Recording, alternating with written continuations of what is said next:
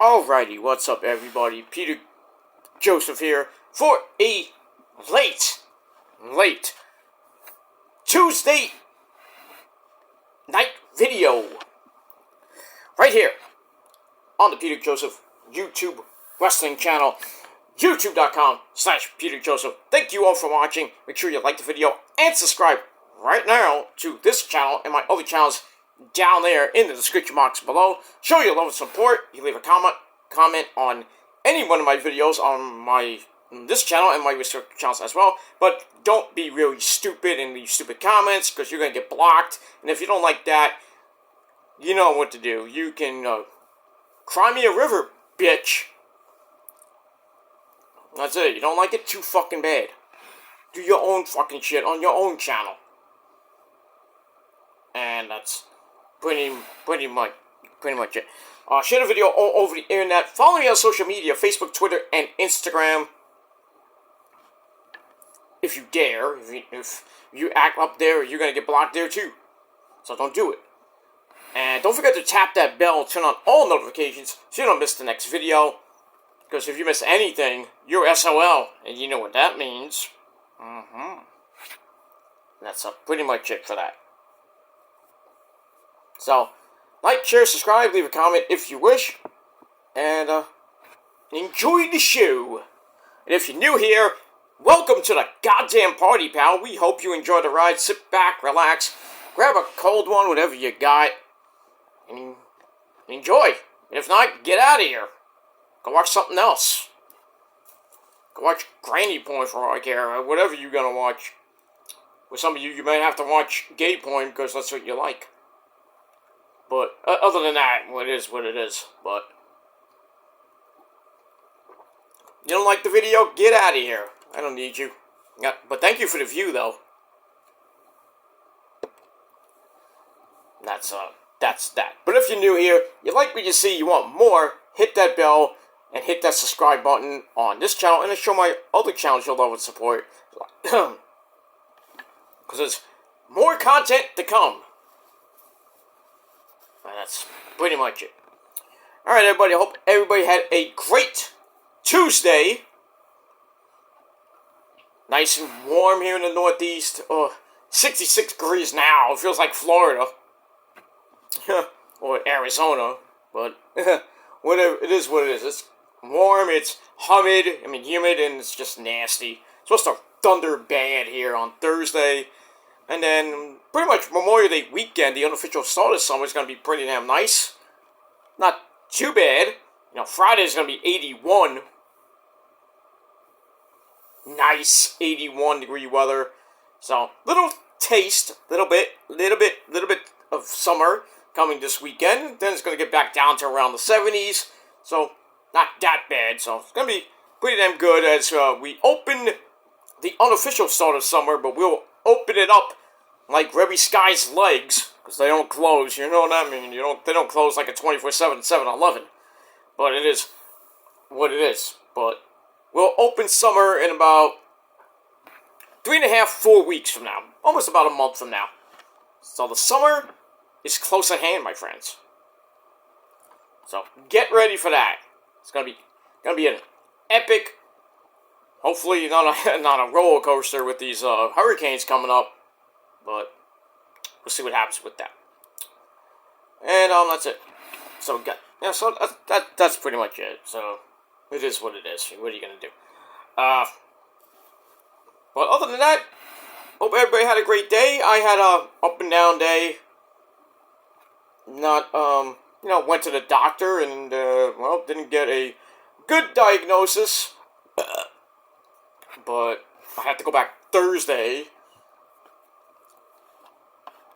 Because I took an EKG and there was a little bit of a problem with it, so I have to get another sonogram. I'm a mess, guys. I'm a mess. Maybe it's karma coming back to me, but I've had enough of that shit. But health-wise, maybe the karma is coming back to me, but it is what it is. I just take it day by day, but I'm still working, ladies and gentlemen, even if I'm like half dead at times. Pain in my back. Now I got chest pain. I might have a regular heartbeat. But it's not serious for now, but, you know, they want to look at it and see what's going on there. But, you know, it is what it is. Every day's a struggle with my health and my well-being, with my other problems I have, with my depression. But depression is like, you know, one day's bad, one day's good, you know. It's like every day is an adventure. Or as Sheryl Crow used to sing, every day is a winding road. It is. What?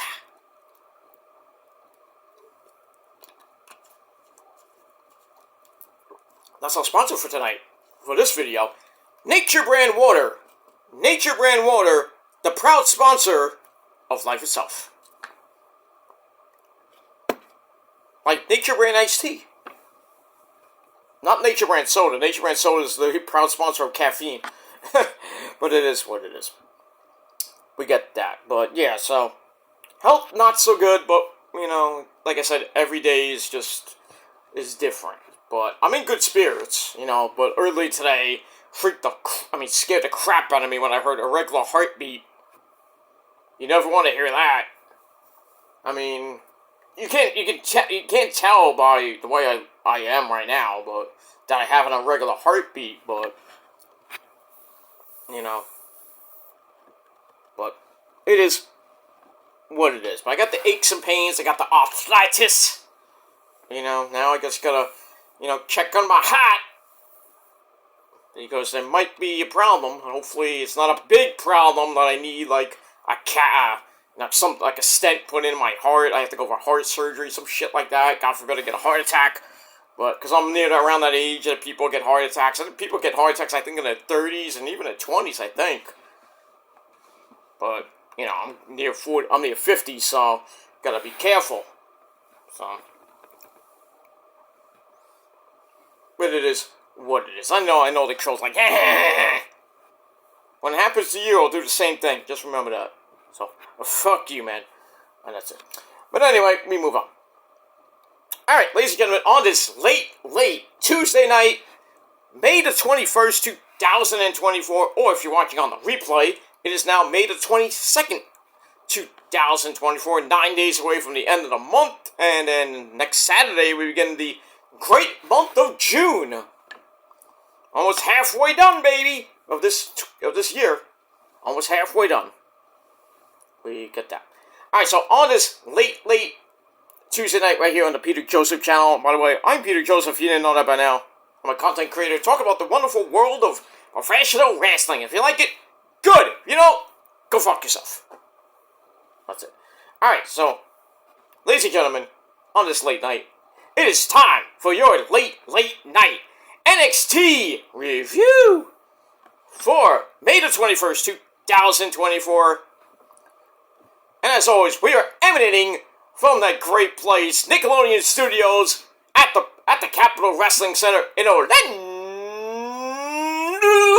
Florida.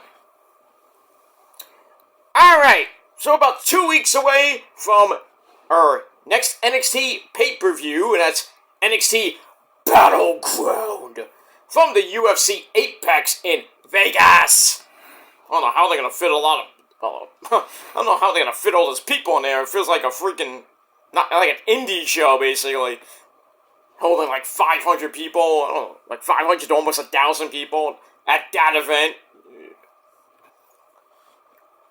Well, I mean, seriously, you couldn't book the Grand Garden Arena, the MGM, or somewhere else in Vegas. No, but you had to go to a UFC arena that holds like almost, at most 500 to 1,000 people. Good, you're making yourselves look bad there, WWE/NXT. Well, if you want to do it, go ahead. People still want WrestleMania at the Sphere or an event, like NXT show or any type of wrestling show in the Sphere. Probably not happening. Probably not gonna happen. It will be epic for sure, but I highly doubt any wrestling promotion will run out of the Sphere in Vegas. I would love that, though. But, You want to go to the Sphere? You go for like concerts and stuff. I mean, U2 was there. It was just woo. Seeing all the videos of that, it felt like you're actually in like a virtual reality thing. It's epic. Imagine In This Moment doing that shit. They don't even need the stage. No, they'll be on stage, but they'll use the Sphere, basically, as their video wall, which they're using now. I love that video wall, by the way. It is epic. It opens up, and Maria comes out with the Blood Girls and everything. It's just freaking epic. But they just did the Sonic Temple Festival, so it's still continuing on with their epic tour and everything. A lot of festivals coming up in the summertime, so get ready. In This Moment's coming your way, my friends, and you're gonna make your ears and eyes bleed. It is what it is. Also, big news for all you In This Moment fans. If you haven't heard by now, where the hell have you been? Maria did a video. Maria, not that type of video, but anyway. Maria Brink, the lovely mother of Mayhem, my sister in metal, by the way, she went on Sirius XM Octane. I don't know if it was today or a couple of days ago, maybe. She was, I think it was with Shannon of Octane. Shannon does Octane. It's not. She did an interview with my good buddy Jose Mangan, but he's on Liquid Metal now, I think. But anyway, Maria announced that the next video, we're finally getting a new music video from In This Moment, like we haven't had one yet, but the second video off their epic fucking album, God Mode, is, and the fans have picked it, and you know it, you love it, you want more of it, hoorah. The fans have voted, and it is going to be the video for Sanctify Me. Ooh, I can't wait for that. Oh, that better get 3 million hits in a day. That song's a banger. The entire album is a banger. I don't even know what's on the charts. I did a video on my Metal Guy channel a couple of videos ago about In This Moment getting not 1, but 2 new gold records for their singles off of Ritual, Black Wedding, with the mighty metal god himself, Rob Halford. Painkiller! You know, that guy. And the song Roots. So, you think In This Moment sucks? I beg to differ with that. 7 gold singles and 1 platinum album. Well, they've had 8 albums out right now, and only one's been platinum, but you know, getting there. But it is what it is. But their singles have gone gold, 7 different gold singles. That's pretty damn good. That's very good. Grammy nominated In This Moment, but they didn't win, obviously, because there was a lot of competition, but it is what it is. But last few albums have been pretty good. Blood went to number, I think it peaked at number 8. That Ritual was a little bit of it wasn't a downer per se, but different. But that went on the charts. And then the last album, before God Mode, which was Mother, that did pretty well on the charts. And so far, God Mode has been pretty good from what I've heard. I don't know the actual Billboard number where it peaked or debuted at, but it's good stuff. It's great. It's an epic album.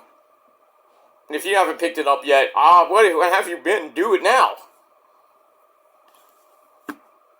But yeah, Sanctify Me is going to be the next video. I don't know when it's going to debut, but stay tuned. I'll let you know.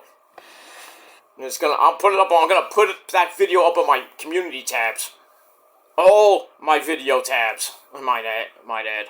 So, I'm not going to do a reaction video because I don't want to get copyrighted, but I might talk about it. I might talk about the video, like the sequences and what happened in the video, but I'd rather just say watch for yourself. But, like I said, I do a reaction video, but I really, even if I get a copyright claim from the band. Which I mean, if I do, it doesn't really hurt my channel, but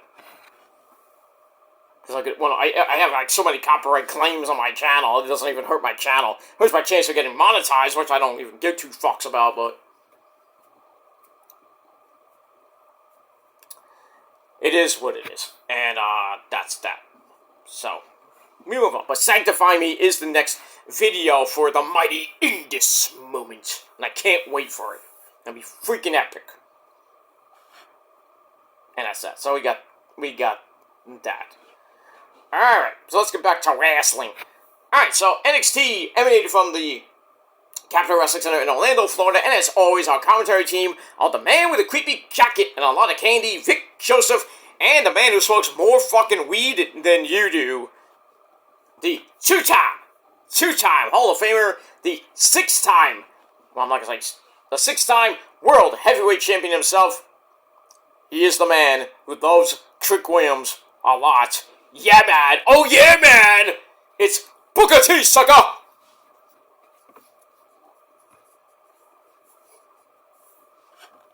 Shabone! No, that's not Shabone. That's way better. Sorry. Anyway. Alright, so Booker T and the mighty Vic Joseph on commentary. Another week of NXT. This was taped, by the way, not live. As I said on my Twitter page, but then I corrected myself. It was taped tonight, because they taped it last week, because they're in Saudi Arabia. They're there now. It's like 11 o'clock in the morning, Wednesday. And they're going to be taping SmackDown on Friday afternoon, Jeddah, Saudi Arabia time. We're going to see it at 8 o'clock here in the States. So, we get that. And then, don't forget, Saturday afternoon at 1 p.m. on Peacock and your local, wherever you're going to watch it from. The King and Queen of the Ring from Saudi Arabia. The land of sand. And blood money, too. Well, we got that. And then, don't forget, Sunday, AEW Double or Nothing 6. Oh, it's going to be epic. That card looks... Woof. Good card. And still got a couple of matches going to be announced tomorrow. Tomorrow on Dynamite. I think they said 2 or 3 more matches might be announced. Jericho's match with Shibata or Hook might be announced. Or Brian Keith too. He's in that qualifying match, that triple threat number 1 contenders match that's happening on Dynamite tomorrow. That should be interesting. So we're gonna get Jericho defending his FTW title on the show. Probably got a couple of 0 hour, the pre-show matches. Probably a Casino Royale match because it's in Vegas. Why not? Don't know what that's gonna be for. Some title shot opportunity. And maybe we got a trios title match that might be on the pay-per-view. Probably be on the pre-show with the Bullet Club Gold, too sweet for the love of God. So they're going to be defending the belts, likely against Pac, the bastard, and the Lucha Brothers, Pentagon Zero, Miedo, and Rey Fenix, the Death Triangle, for the trios belts. I could probably say title change there, but, we'll see. And there might be one more match announced for the main card, but we'll see. We already got 8 matches already. 8 matches. 8 matches so far for the main show. But pre-show, pretty much got nothing yet. But knowing Tony Khan likes to put everything at the last minute, so. But we'll see what happens with that. Don't forget, there will be a media scrum on after Double Nothing goes off the air. I might watch some of it. We'll see. And then I might do the review Sunday night or sometime, probably Monday afternoon. Because I gotta do the vlog. The vlog for Memorial Day will come Tuesday.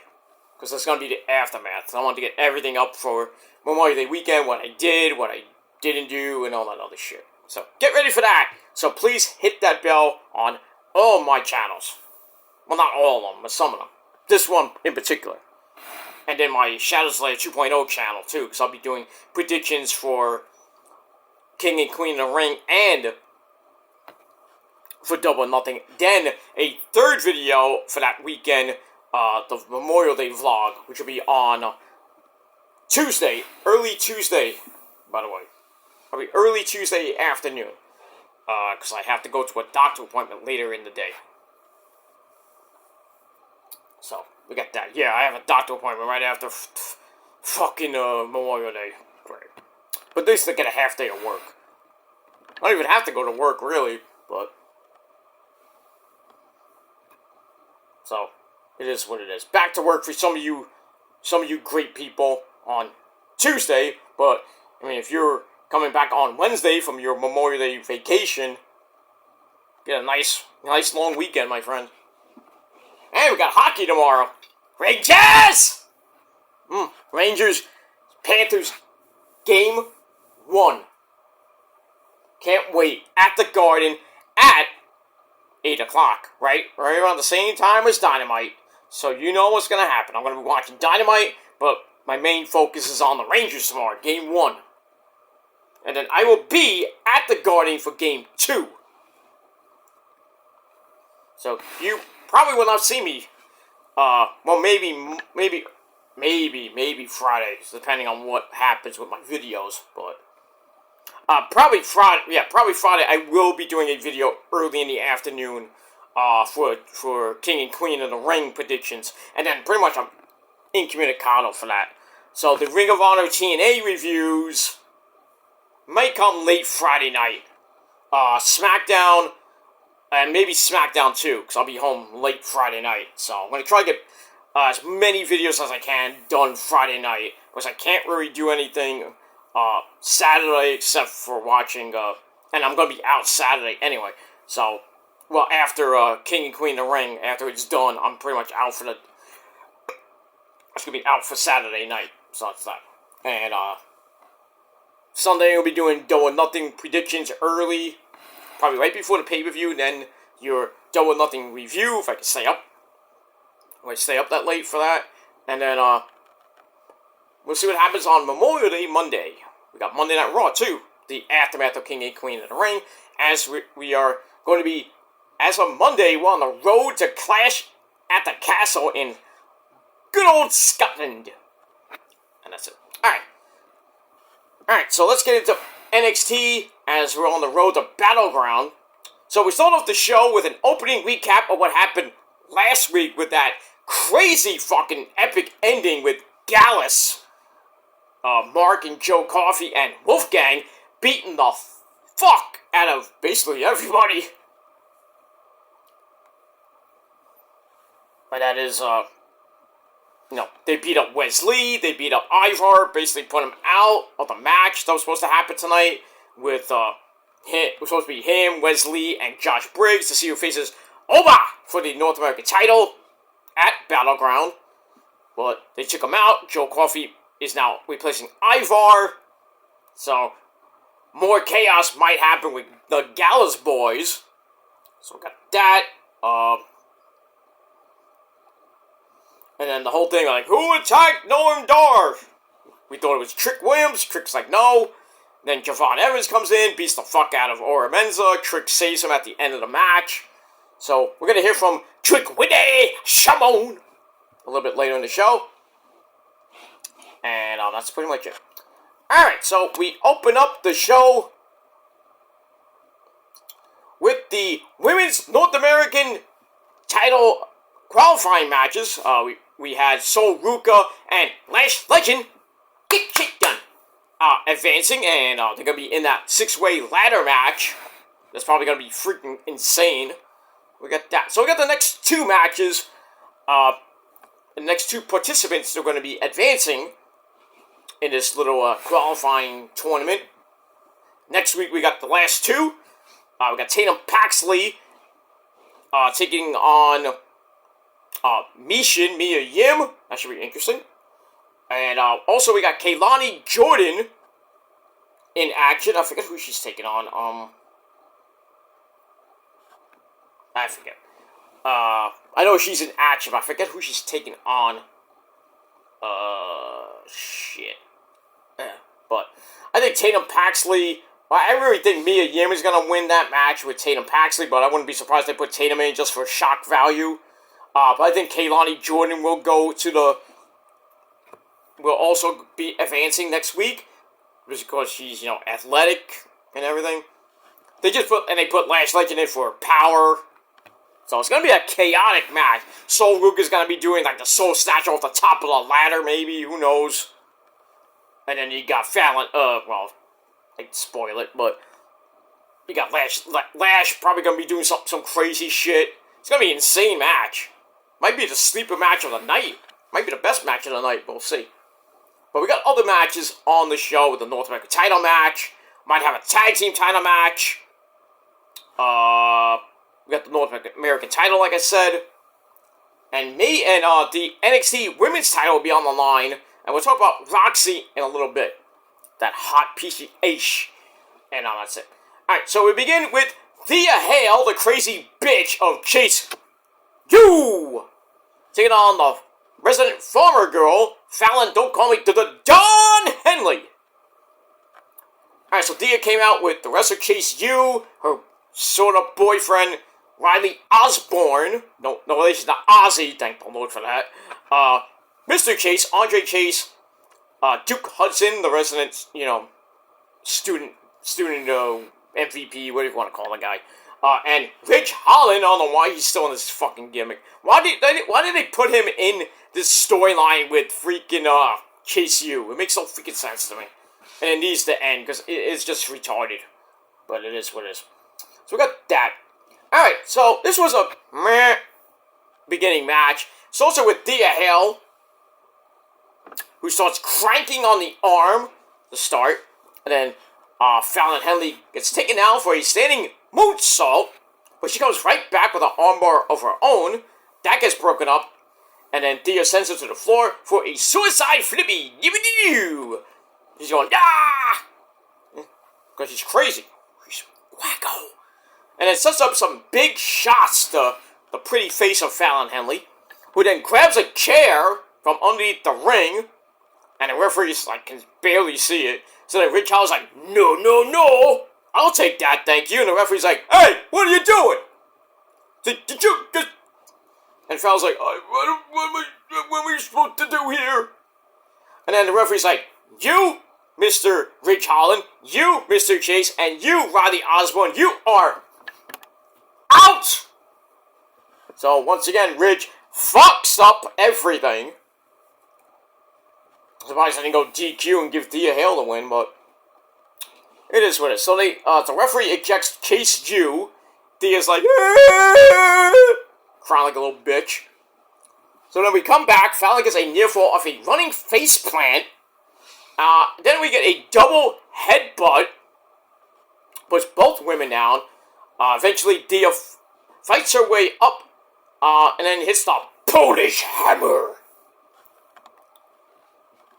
But, kind of made my Ivan Putski, it is what it is. Not the Burning Hammer, but it's the same thing, but because he's Polish too. So, some Polish Hammer strikes, and then the world's smallest slam gets a near fall. Not the biggest, world's strongest slam by Bismarck Henry. Hey, Rock! So he gets a near fall out of that. Tries to lock in a Kimura lock, but they fall to the floor. And then Fallon Henley gets up and grabs Thea, sends her into the barricade. Ow. And then she's down, Thea Hale's down, Thea's like, ah, you bitch, ah. She's going psycho again. Fallon's like, ah, and then starts running in the ring. She ducks Thea goes for a move. Henley ducked it, then hits the shiniest wizard, or the shining wizard. 1, 2, 3, in 10.5 minutes exactly. Fallon Henley goes on to the ladder match. He's the third participant to join Sol Ruka and Lash Legend. And that's pretty much it. Match could have been a little bit better, but still, I gave it a 2.5 out of 5 stars. And that's pretty much it. After the match, as Fallon Henley goes to leave, Jasmine Nix, she is so scrumptious. My girl Jasmine Nix comes in a nice gray. Oh, she was looking good, man. And that body, not a body series, like a gray gym thing in mid-jig. You see her hot ass. Woo! She was smoking hot, my friends. Smoking hot. So she comes in and hits a beautiful, probably the best Pele kick from a woman. She hits a Pele kick, knocking Thea the fuck out. Then she kips up in that thing she was wearing. Kip up. Wow. I was like, holy shit. Boing, you know. Oh, my dick was so fucking hard, I wanted to explode. Holy crap. So she takes her out, and that was it. But my goodness, Jasmine Nix. Woo!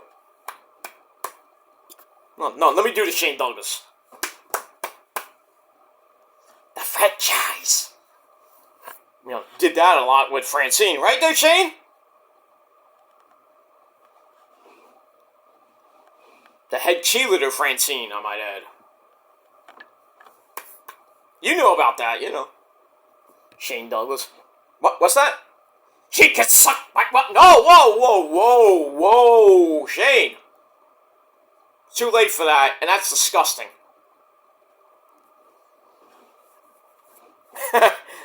But I digress. Shane's a wild guy, man. It's a franchise. Triple threat. But we move on. Alright, so it looks like Jasmine Nix and Thea Hale, I believe we're going to have a match next week on the program. So we'll see what happens with that. And JC Jane's still recovering from her broken nose. With surgery on her nose, some type of whatever it was. So we got that. So Jasmine, hopefully will put Thea Hale to bed. Now I'm not talking about, Betty Bye, go to sleep. I mean, get out of here. Put her in the hospital. But we'll see what happens with that.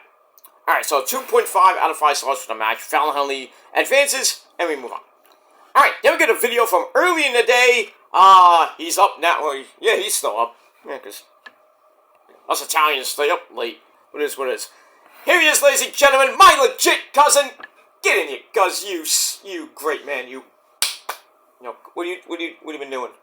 Oh, you've been cooking. You gotta have a feast tomorrow, and this weekend too, right? We got that party this weekend, right?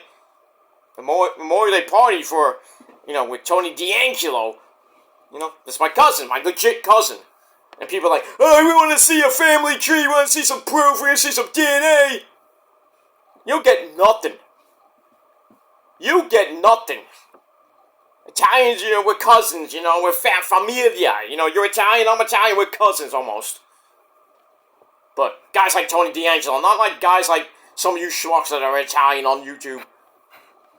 You mongoloids. But it is what it is. But me and Tony D, we're legit. He might come from Chicago. But, I mean, he's full-blooded Italian like me. He's gonna cook up some chicken parmesan, some calamari, some pasta, you got the works, man, meatballs. He's gonna give it to me, how much? For $2! $2! For you get it for $13.50. Because you're a schmuck. You're not familia, like me and Tony D. You're not familia, the GOAT, my cousin. The Heritage Cup champion, my friend. Tony D'Angelo. He's there with the concierge, can I say it? No. Okay. The consigliere, the resident lawyer, Mr. Luca Crucifino, Channing Lorenzo Stacks, and the beautiful Adriana Rizzo. So they arrived to the Performance Center, the Capitol Wrestling Center. They run into A-Kid and Ben Frazier, the superhero Power Rangers. Go Power Rangers! The tag team champions, they run into them.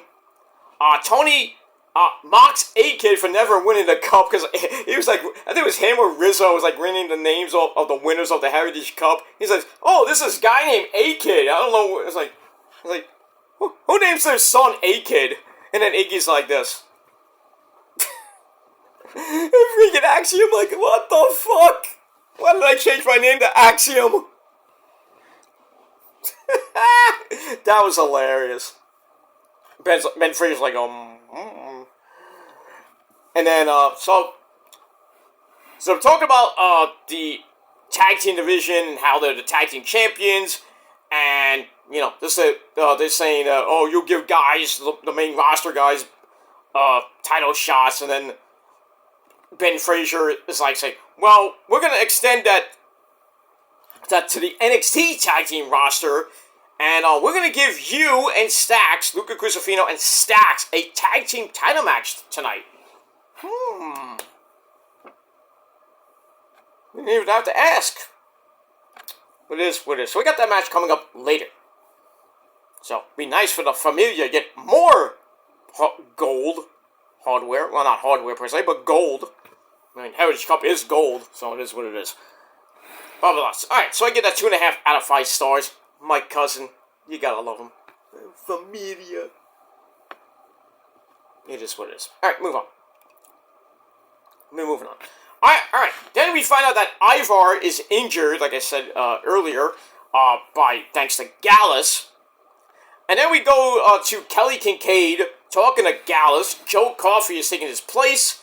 And, they're all happy with what they did last week, all the chaos they did. And Joe Coffey is ready to get the North American title from Oba. Well, he has to get through Wesley and Josh Briggs to do it. And we'll see what happens with that a little bit later. Alright, so I give that 2.5 out of 5 stars. Alright, match number 2 on your scorecard. For those tag team belts, A-Kid and Ben Fraser, the Power Rangers, take on Luca Crucifino and Stax of La Familia, the D'Angelo family. I don't think Tony D and Rizzo were at ringside. I might have missed it, but anyway. But it was a pretty good match. Yeah, they were with them, I'm sorry. Alright, so it's also with Luca coming down from the 2nd floor because he lives upstairs from you. My name is Luca. I live on the 2nd floor. And if you don't know that song by Suzanne Vega, I think you need your head examined. Most of you weren't born in the 80s, though, but you don't know that type of music, because the 80s had great music. Great, epic, freaking metal, glam metal, Poison, Warrant, Def Leppard. And then you had Metallica, Megadeth, Anthrax, the thrash metal period. Exodus, Iron Maiden, Judas Priest, it was insane. Pink Floyd, well, the rebirth of Pink Floyd in 86, I should say. Because they kind of fell off right after the Wall. Then they had their last album with Roger Waters, that schmuck. The Final Cut, yeah. It could have been the final album. Thankfully not. David Gilmour, no relation to my former name, Peter Gilmour, but, he filed for the name, had a war with Roger trying to get the name, won that, and Pink Floyd had a freaking great career from 86 up to 94, with their their last actual studio album, which was, Division Bell. Then they had Pulse, their pretty much last live record, and then they had, the last actual record was The Endless River, and then they had box sets galore. It was just insane. And then they came out, the last couple of years, they've been remastering Animals. They remixed and remastered Animals. They remixed Delga Salad Thunder from 86. 86/88, too, the Momentary Lapse of Reason tour. They also, speaking of Momentary Lapse of Reason, they remade and remixed that. I have that one, actually. I have both of them. I have Delga Sound of Thunder remixed. I have the originals, and I have the remix albums. I have the VHS tape. I have the different versions of all the songs. There's like 3 versions of On the Turning Away. I think the best one is the second version, not the remix. The remix has a great solo, no doubt about it. But the second version, not the original live version of On the Turning Away, but the second version from '86, not the '88 version, because there's 2 versions. The '86 second version from the Delga Sound of Thunder tour was it's freaking insane. I could play it 1,000,000% perfect. But I add, improvise a little bit. But great stuff, good stuff. Anyway, move on. Where was I? I remember where I was. Blah blah blah blah blah blah. All right, so crank. We got some arm cranks. And then I'm trying to read my notes. I can't read tonight. I'm getting sleepy. And then Stax comes in, elbows Ben Frazier in the face. But he comes right back with a drop toe hold, and then A-Kid hits a basement drop kick to take over for the champs. And then La Familia knocks Ben Frazier to the outside. Stack then drops the elbow off the apron. No, not like that, Randy. What do you mean not like that? It was raining down from heaven. Oh, calm down. Liz, can you get him? It's right, Randy. He was talking right. Shut up. Hey, easy, Randy. You treat her with respect. Not like P. Diddy, okay?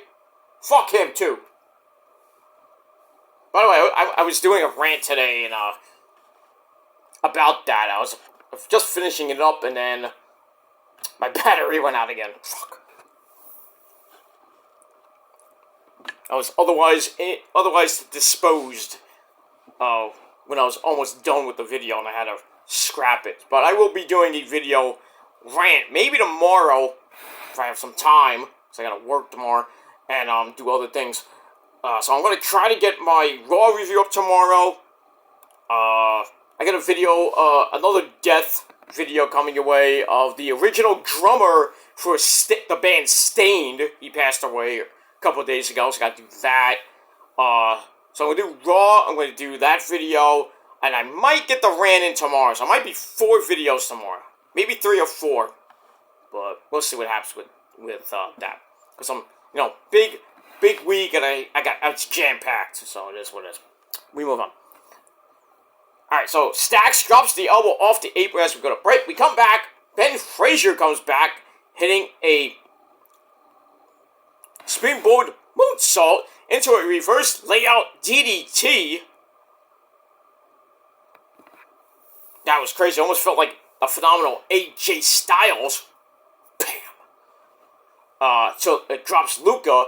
And then it gets the hot tag to A-Kid, who makes Luca DDT Stax. Ow.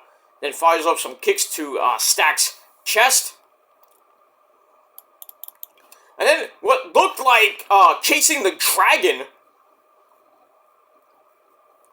Because I think Ben Frazier had him up in a suplex, and A-Kid kicked him in the head. Like, was that chasing the dragon?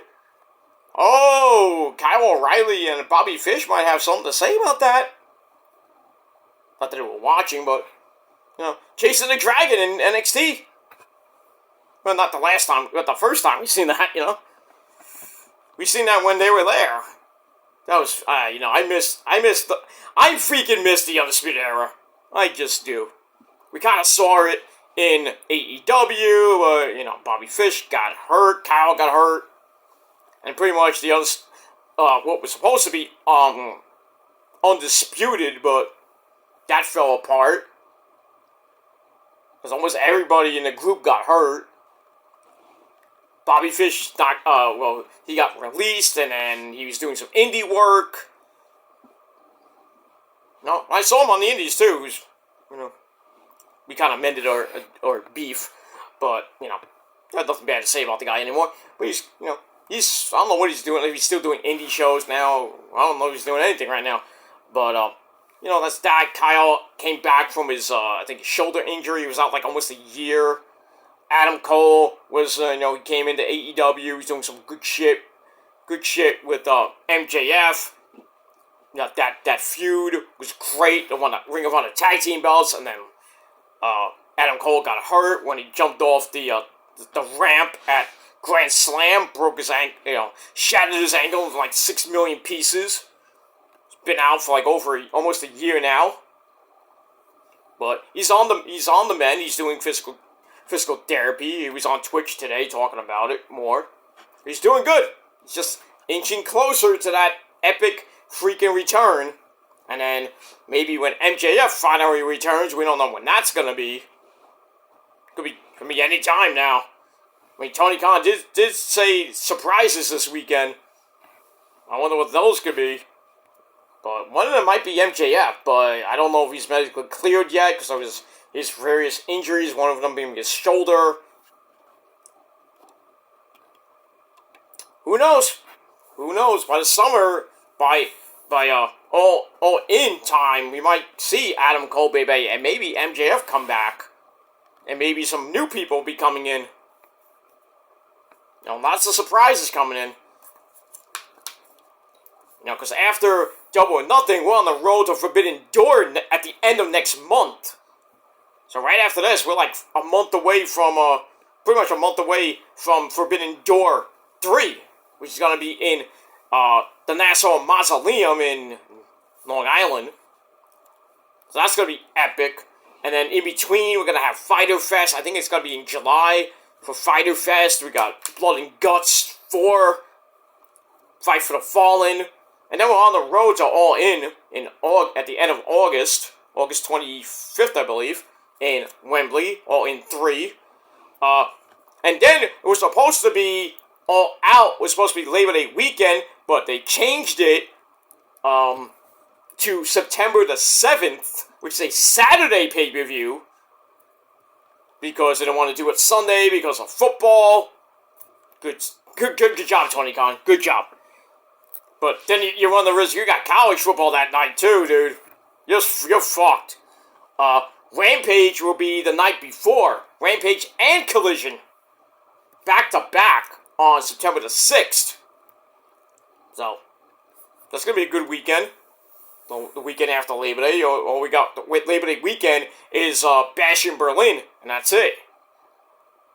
And that's a Saturday pay-per-view, and then Sunday is Labor Day weekend, and then Monday is Labor Day, and then that's it. The summer is over, basically, unofficially.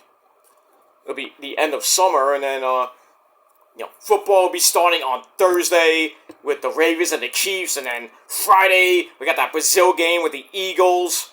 Pedophile Eagles, and then Sunday is the actual start of the 2024 season. We got the Niners and the Jets. Woo! 4 o'clock game, by the way, in Santa Clara. So you know that game is going to be televised on Channel 2. And the Giants, who cares? Sad, the Niners are favored in every game this fucking season. It's insane. I'm like, what? They're favored against the Chiefs, which is, I don't know how. They're favored against the Bills, who they play in Buffalo later in the year. That's probably going to be a snow game, knowing when that game might be. They play the Patriots. They're definitely favored for that. Patriots suck. No Belichick either. So they're rebuilding. That Miami game is going to be interesting. I think that's in Miami. So, Niners are favored there. They got the big games coming up against the Packers, the Rams, the Seahawks, Arizona. They're all favored. That might change though, but I mean we'll see, depending on how the season goes. But Niners got a hard schedule. I think the 3rd hardest schedule this year. So gonna be tough, but I think the Niners can get at most 11, maybe 12 wins this year. And, by the way, voluntary OTAs began today. And, Bosa, who didn't attend the last couple of OTAs, because it's voluntary, you don't have to really do it. But he's there. Brock is there. Brock Purdy. He's there. Debo is there. looking great. He is slimmed down a lot. Ayuk is still waiting for his money. The Steelers still want him. I'm like seriously, John Lynch, can you give this guy his money already? Are we gonna go another in the training camp and he doesn't have an extension? I mean, this is last year basically. And Brock's needs his money too at the end of the year, and he wants $50 million. That's what I heard. He wants $50 million. Give him the 50, dude. Sign him to a lifetime contract. That's our franchise quarterback, I think. I know we drafted a great quarterback in the draft, but he's going to be definitely Brock's backup. I forgot his name, but anyway, we got that.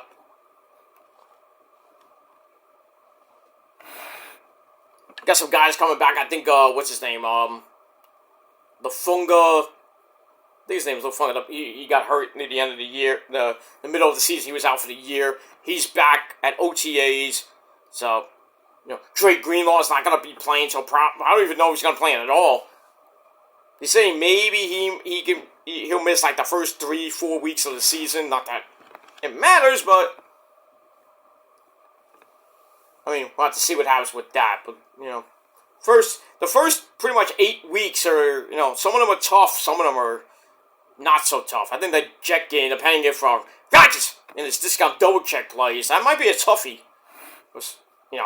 But if he does play, he's coming back off a Achilles injury that knocked him out for the entire year. So, he's going to have to get back into, shape and everything. And he fears the Niners as is. He hasn't won in Santa Clara in a while.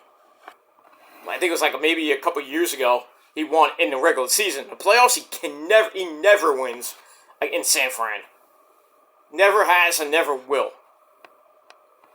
But it would be nice for the defense to put Rodgers in the turf. And, it's tough because it's both teams that I love. And I love the Niners even more than the Jets.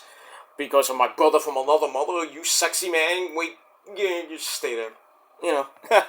But it is what it is. So I'm like 95%, not 90, I'll say 85% Niners fan and pretty much 15, almost 20% Jet fan right now. I still root for the Jets because it's New York, but it is what it is. And I grew up a Giant fan because of my dad, but then I changed in the Bill Parcells, the Tuna years. Became a Jet fan in probably, I think it was 98.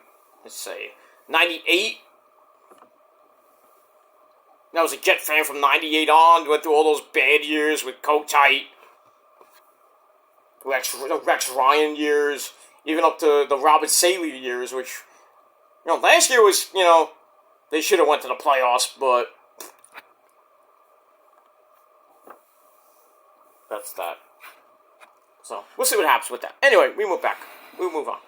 Alright, so we get a Blade Buster chasing the dragon for a near fall, and then all four men in the ring, and then La Familia plants Ben Frazier with a double slam, which sets up Stacks top rope superplex. But then AK comes in, super kick Luca Crucifino out of mid-air.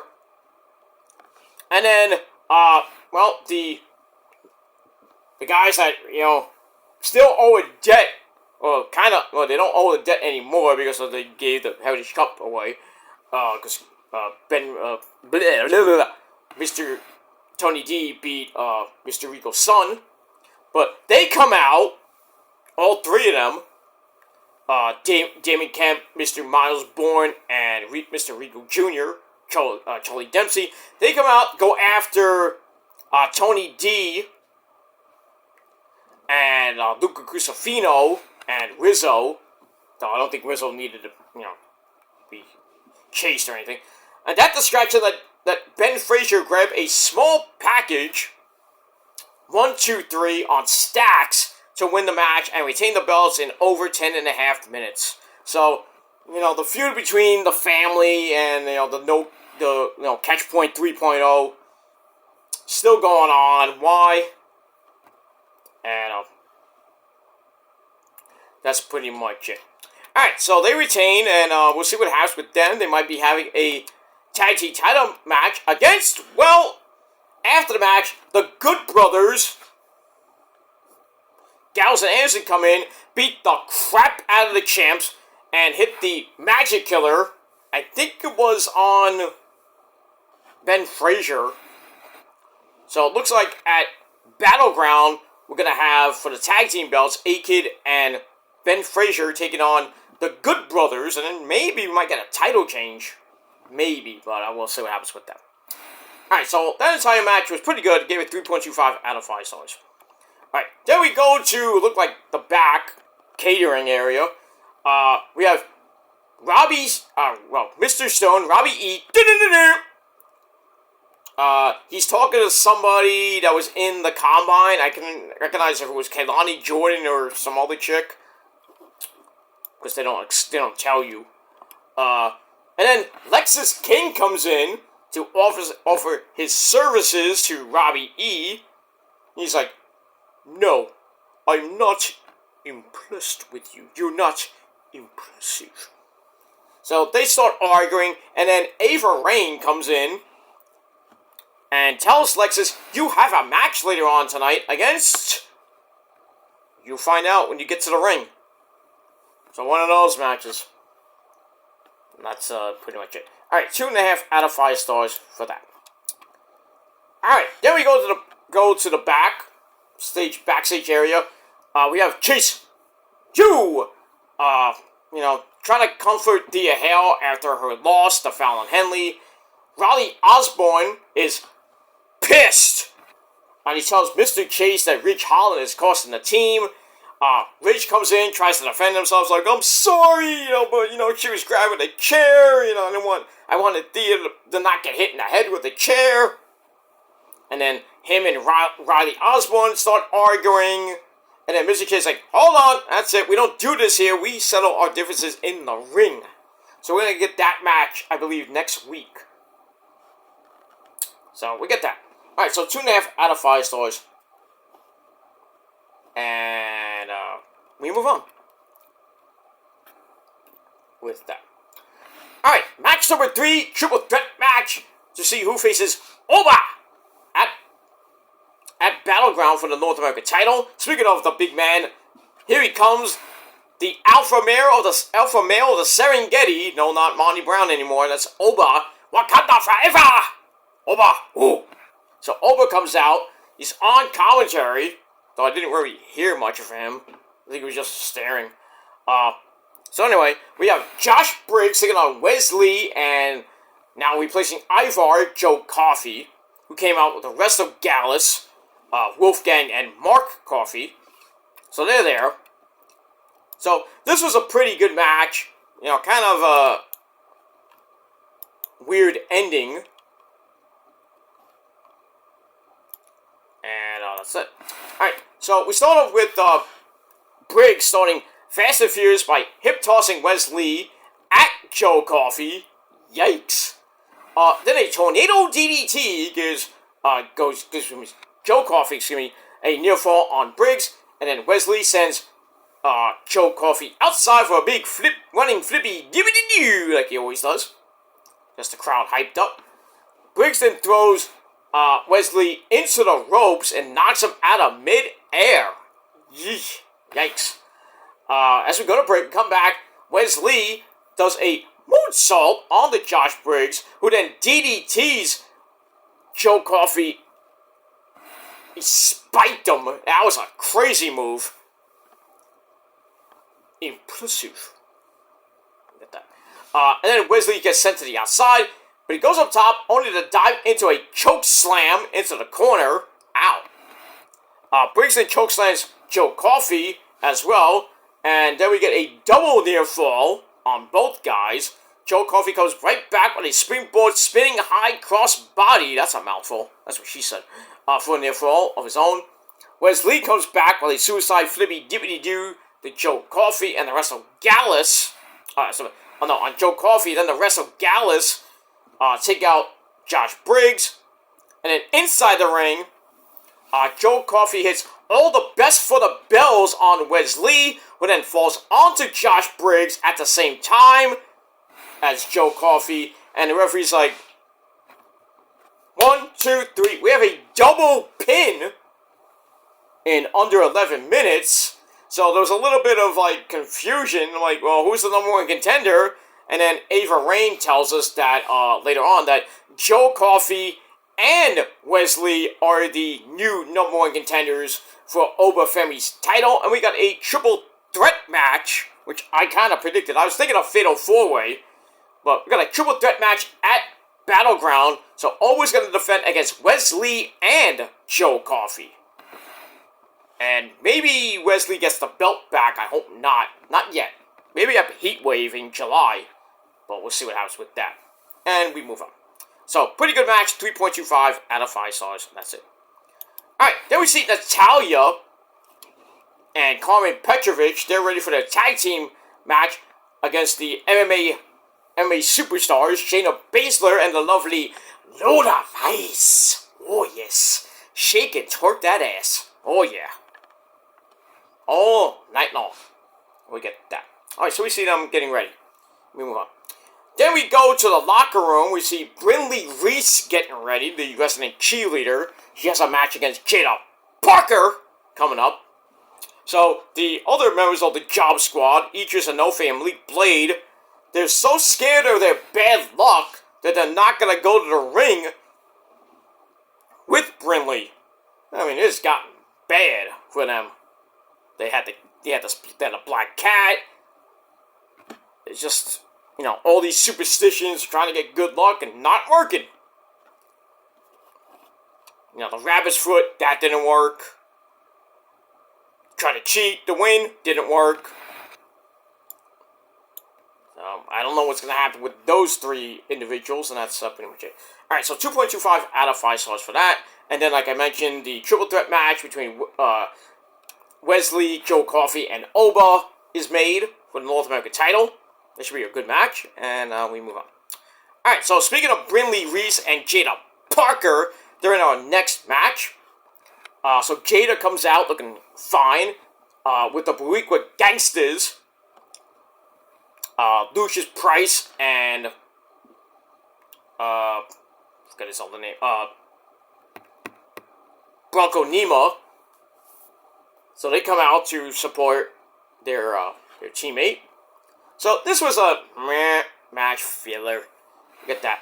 Brinley drives Jada into the corner to start, dives into a knee, to the ribs, and then Jada fires off some forearms to the corner as Booker T is like praising her like she's the next great thing. Oh yeah, man! He's nuts. He like smokes some. Every time he sees like Trick Williams or he sees Jada Parker or even Roxy, he's like, oh yeah, man, this weed is great, man. Oh yeah, you want some Vic? No, it's good. I'm good.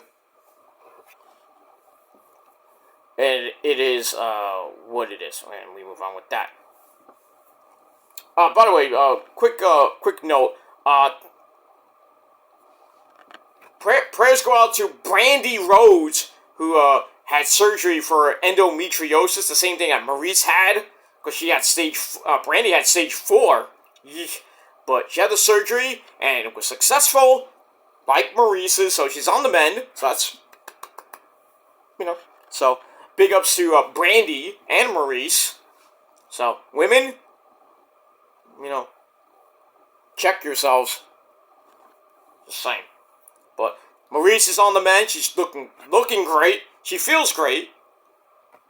Because when you look good, you feel good. That is a commercial. Made famous by me. And Rosa too, but damn it, we should sell that. We should. I'm thinking about it. I'm thinking about we should somehow make a video for that. I don't know how we're gonna do it though. Pitch it to different companies. Can't say well, we were thinking about the American Express car doing another one of those pitches. Better to have it did not need it. Didn't need it and not have it. The American Express card. Don't leave home without it. Keep the original don't leave home without it catchphrase, but we add, not need it, not have it, then have it and not need it. So we could be making millions by now. But we're too lazy to do stuff. Other than fuck, but no, I'm kidding. But we move on. But yeah, I would love to make those two pictures as commercials somehow. If I got the chance and it hit off big and we're making a lot of money, you think I'd be talking to you right now? Probably not. I'd probably be living in a mansion in Florida or in Los Angeles, like living like Peter Gilmore from XWF. You know what I mean? Living like my XWF character. Shit.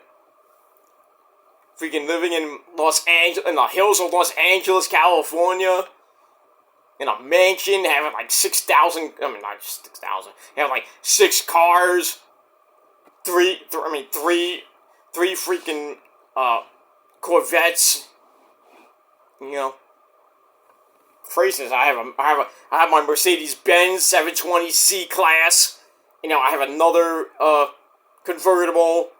Probably have like 2 or 3 Mercedes-Benz 720 C-Class, S-Class, whatever. The fine top of the line. You know what I mean? For me, I have 2 of them. Then give 1 to Rosa. She'll drive whatever she wants to drive. A whole hunk of junk. No, I'm kidding. She'll probably want like a Cadillac or something like that. Get the top of the line, man. Live like kings. Well, her being a queen. I'll be like a king and queen. We're like a royal family. If I ever made those commercials, man. Instead of living in a dump, right? Like Casa del Joseph. But it is what it is. But pretty soon, not now, but soon, but you won't know when, and where, but I'm getting out of this state. I've been saying that for the last year or 2. But I am definitely moving in the next few years. Not now, but I'd say, if I can give you like a round number, probably 5 years. Next 5, maybe 6, 7 years. Probably still be living in New York, and then I'm probably getting out of here. Most likely we'll be getting out of here and pretty much retiring. I can't retire yet. But not for another 15, 20 years, actually. I looked it up. I have to keep going until I'm like 60, 67. Maybe 65 is the retirement age, but, if I want to collect, I want to collect, Social Security and pension and everything, I gotta hit, 67. I can retire at 62, but, my Social Security checks will be, really, limited. It won't be as much as we'll be getting when I'm 67. So, it is what it is. 19 and a half more years of, making good money, but then, by the time I hit 65, 62 to 67, retirement, living on a beach somewhere, don't know where, but, but like I said, I am gonna be moving out of this godforsaken garbage fest of a state, and moving into somewhere warm, but you won't know where, and you won't know when, so, you can try, but, not gonna do shit. So, fuck you. And we move on with that. How you doing, Wrestling Cat? See, Cat's right over here. Here's your little boochie. Here's your boochie. Here's your boochie. You wanna come up and say hello to your fans? You wanna say anything? Ooh, big yawn. You wanna say anything? You wanna come up and say hello? Do you want to come and say hello to your fans? Do you want to? Okay. You want to? Okay.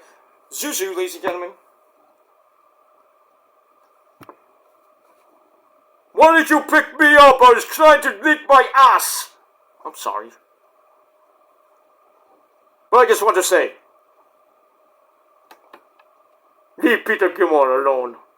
He'll eat your eyes out and bite you in the scrotum.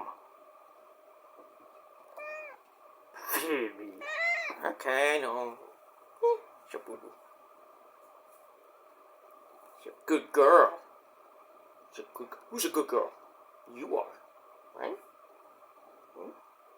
She's a good girl. Okay, I'm not gonna sing. What's your fans? It's your fans. See that? See? That's you. It's your fans. Your fans love you. They love the Zuzu. On social media, they love her. They love you. They do. They do. You're so good. You're such a cutie patootie. I'm a cutie patootie. Hey, you wanna get down? It's hot. I gotta put you down, okay? Ah! Goody.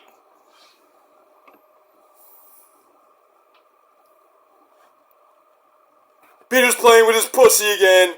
Yeah. In more ways than one, if you know what I mean. I was doing that earlier with Rosa. Oh! But I wasn't playing with my pussy cat. Not like that, you creeps. I don't do that shit. So you think I rape cats? No. Just a bad joke I said 2 years ago. Get over that, by the way. If you can't, you seriously have problems. Like the whole pedophilia thing. It's gone too long. 12 years, it needs to end. Just shut up about it, because you have no proof. I don't care what you guys think of me for that shit. It is what it is. I already took responsibility for all that, but I'm not a pedophile, so. And if I was, I would be on the sex registry or be in jail by now. It's too late now. It is too late. Statute of limitations is over for that shit. So, you lost when you had the chance in 2012 or 2015. And loser! You lost, fuckers. It is what it is. But you want to keep going for another 12 years with the whole cat diddler thing? Be my guest, but you're losing a battle you can't win. You know? It was a big joke, and even, you know, one of my former best friends defended me, and other people defended me about it. It was a bad joke to begin with, and I shouldn't have said it anyway, but still, it's over. 2 years ago. Get over that shit. Move on. And if you can't do that, like I said, you need your fucking head examined. You need a good slap in the face. It's like, get over it. Or, you know, like Cher, in that great hit movie, snap out of it. By the way, happy birthday to Cher, 78 years old. Hasn't aged one bit. 78! I thought she was like 90. She looks like a mummy. Jeez. If I could turn back time! Anyway. But yeah, happy birthday to Cher. That's pretty much it. 78. Amazing. She's a nice lady. We move on. Alright, so, yeah, Jada Parker gets the win, by the way. I'm going to paraphrase this, Mac, because it was boring. 2.25 out of 5 stars. Jada gets the win with that semi-running hip attack. I think she needs a new finisher, because a running hip attack gets a win. I mean, you're not Toni Storm, you're not anybody else who uses that move. But she has to win in under 5 minutes. So that's it. So, Jada Parker is the 4th participant So she will be in the match. Excuse me, with Sol Ruca, Lash Legend, Fallon Henley, and now we got Jada Parker. So next week we either get Tatum Paxley or Mia Yim or Kehlani Jordan and Maddie Winkowski. That's right, I forgot who Kehlani was taking on was Maddie Winkowski. So I think we're gonna see. Well, Kehlani should win that match. I wouldn't be surprised if Maddie won that, but I think it's gonna be Kehlani Jordan in that match. She's gonna do crazy shit. And with Tatum and Mia Yim, that's a toss-up. I would really put Mia Yim because she knows a thing or two about ladders, but I wouldn't be surprised if they put Tatum in just for shock value. And she's gonna go crazy too in that match. So there it is. That's who I think is gonna round out that 6-way ladder match. It's gonna definitely be Kehlani, and then probably be either Tatum or Mia. I'm leaning to Mia, but like I said, I would not be surprised if they put Tatum in that match. Probably who wins that match?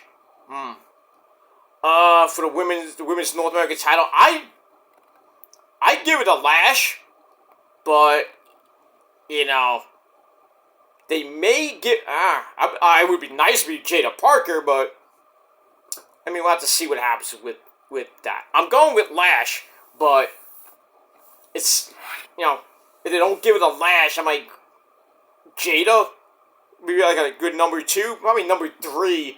I would probably give, if it's not those two ladies, I'd probably give it to maybe Sol Ruca or maybe Fallon Henley. But I mean, we'll see who's going to be the inaugural Women's North American Champion.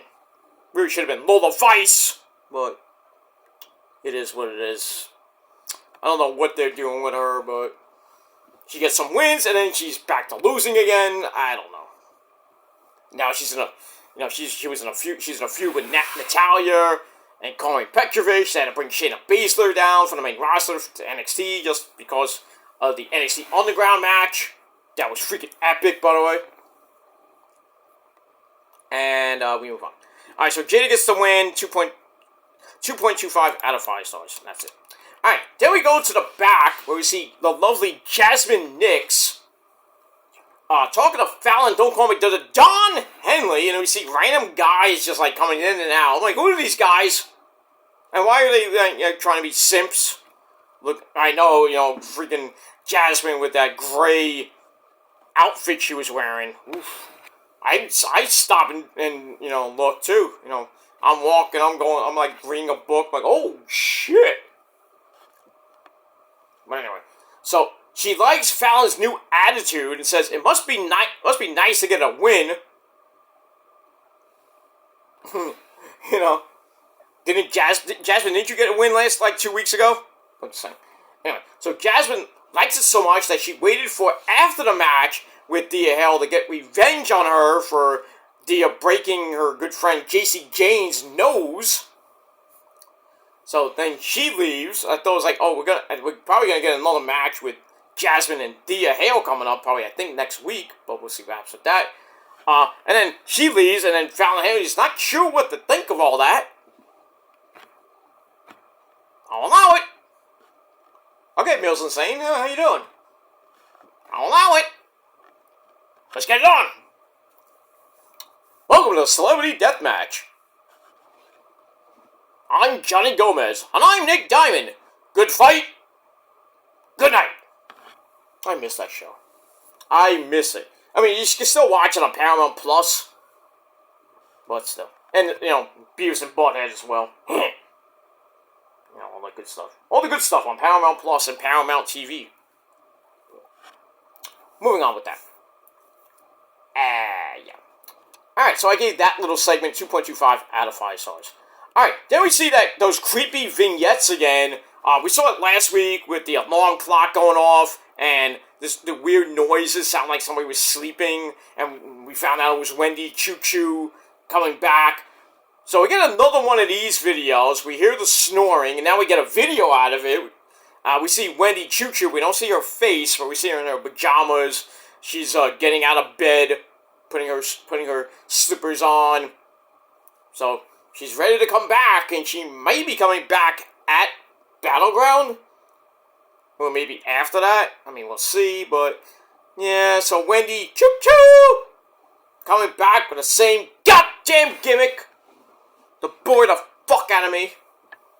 Really should have changed it. Get rid of that stupid pajama crap gimmick. Bring her back as Karen Q. We can't bring her back as Mei Yin because Tianxia is pretty much dead. It is dead. Because Xia Li got released. She's doing indie bookings here and there. Boa got released. I don't know what's going on with him. They were thinking of putting Boa and Dante Chen together. Maybe as Tianxia. They had the face paint like Tianxia. And I was like, oh, Wendy Choo Choo's gonna come back soon. So, Tianxia reunion, and then maybe you can bring Xia Li back to NXT, but they released her, like I said. They got rid of Boa. Dante Chen is on NXT, like the gatekeeper for NXT Level Up. I'm like, who cares? But, well, could have been a nice reunion. Nice little reunion, but they fucked that up. And now they put Wendy Choo Choo, Karen Q, in fucking pajamas, drinking her orange soda, being weird. So she's coming back, and I don't give a fuck. That's it. Someone I do give a fuck about, and that is the NXT Women's Champion, the lovely Roxanne Perez. Roxy. Woo, yeah. Her mama is very proud of her. You know who her mama is, right? AJ Lee. That H.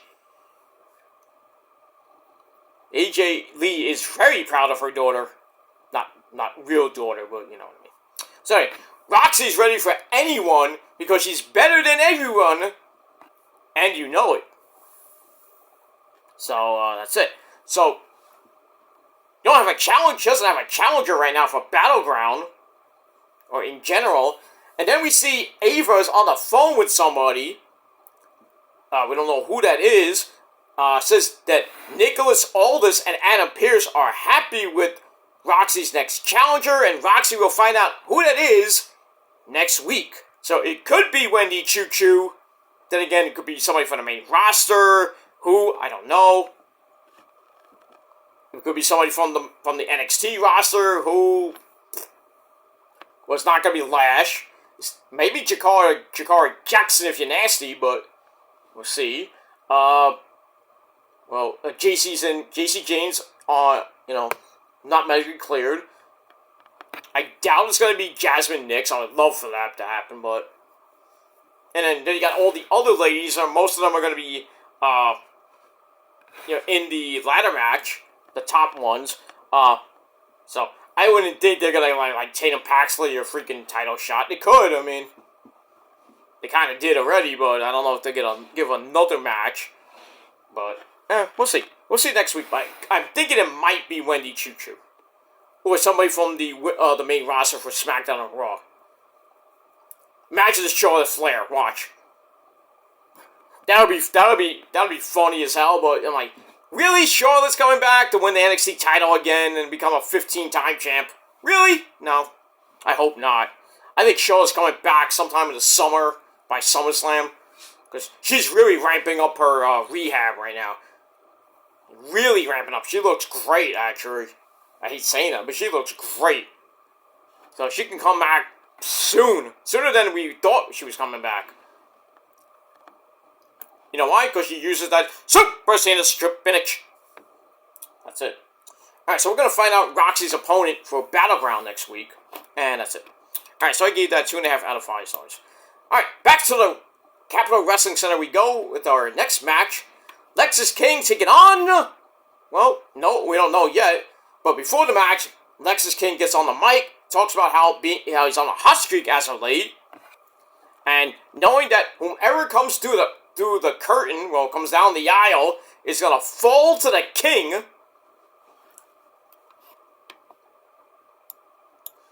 Or, you can say hail to the king, and then you have to get, freaking Avenged Sevenfold to come out. Hail to the king! Okay, that great song, by the way. There's only 2 songs by Avenged Sevenfold I like. One is Bad Country, the first song I ever heard from them, and then 2 is Hail to the King. I would say, I would give you guys maybe I should. What independent wrestler uses Hail to the King as their theme song. Don't look it up. Don't look it up. Think. I know who it is, because I know him personally. I'll give you a little clue. He's from Brooklyn. There's your clue. So, just think of the Brooklyn, New York wrestling scene, and the New York wrestling scene, the Massachusetts wrestling scene as well, and the New Jersey wrestling scene. Because he's wrestled pretty much in the Northeast. So, I expected an answer by the weekend. But we'll just get that. So anyway, Robbie E. He comes out, and Lex is like, oh, this guy? I beat him already. So, Robbie E's like, nope.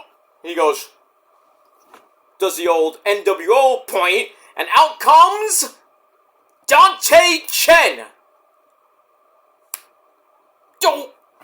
So, Dante comes out. Fans are like, yay, Dante Chen, yay!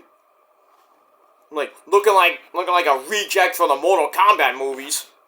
With that, like, Sub-Zero, like, mask, like, something like that. Sub-Zero and Scorpion, the deadliest of enemies. I saw that movie, by the way, the other night. Mortal Kombat, the remake. I don't even know if they're making... I know they're making a game. MK2. The second version of the reboot. Because I guess they can't call it Mortal Kombat 12. Because they had so many versions of Mortal Kombat 11, Mortal Kombat Ultra. It's craziness. With the downloadable content, all the characters coming out of that. It was insane, all the characters. And now and the same thing with Mortal Kombat 1 that came out, I think, a year or so ago. And they're talking about Mortal Kombat 2. So, we'll see what happens with that. As far as the movie, I heard a movie was coming out with that. I think it's a sequel to Mortal Kombat, which we all know the ending. I'm not going to spoil it for people who haven't seen it, but go see it, please. It's as better than Annihilation, I'll tell you that much, because Annihilation sucked. Mortal Kombat 2 Annihilation was garbage. The original Mortal Kombat, zang, good stuff.